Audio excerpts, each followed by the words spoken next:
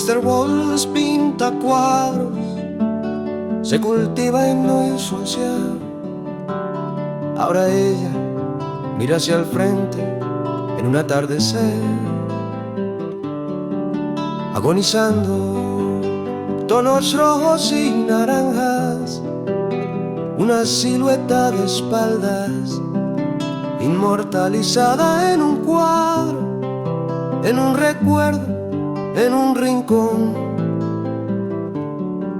de aquella casa, su casa en la que tiempo no pasa.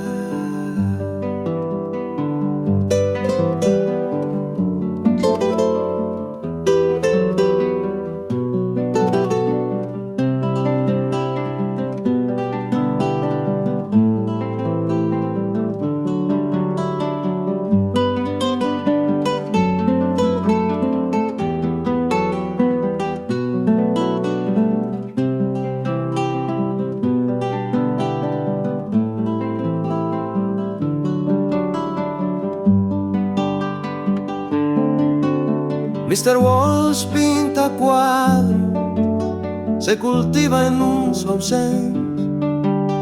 Ahora ella mira hacia el frente en un atardecer, agonizando tonos rojos y naranjas, una silueta de espaldas inmortalizada en un cuadro, en un recuerdo, en un rincón de aquella casa, su casa en la que tiempo no pasa.